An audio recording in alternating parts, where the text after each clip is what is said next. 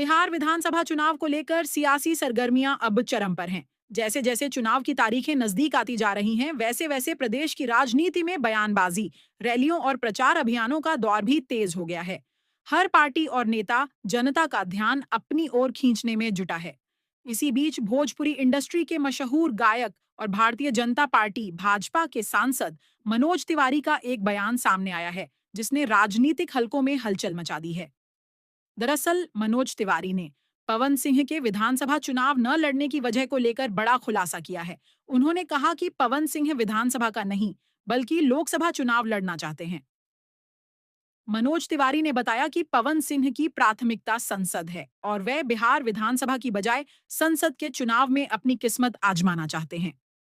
मनोज तिवारी बिहार में पार्टी उम्मीदवारों के प्रचार अभियान के दौरान पहुंचे थे। यहां उन्होंने पत्रकारों से बातचीत के दौरान पवन सिंह को लेकर पूछे गए सवाल का जवाब देते हुए कहा कि पवन सिंह विधानसभा चुनाव लड़ना ही नहीं चाहते थे, उनका झुकाव लोकसभा चुनाव की ओर है। उन्होंने पहले भी कहा था कि वे सांसद बनकर जनता की सेवा करना चाहते हैं।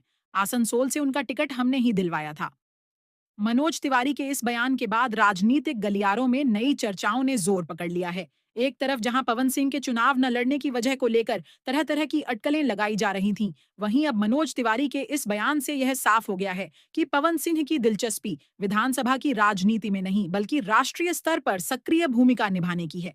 बता दें कि भोजपुरी सुपरस्टार पवन सिंह पिछले कुछ समय से राजनीति में अपनी मजबूत उस मौजूदगी दर्ज कराते आ रहे हैं। वे भाजपा के करीब माने जाते हैं और कई बार मंच साझा कर चुके हैं। हालांकि उनके चुनाव न लड़ने के फैसले पर अब मनोज तिवारी की यह सफाई पार्टी के भीतर और समर्थकों के बीच एक स्पष्ट संदेश के तौर पर देखी जा रही है।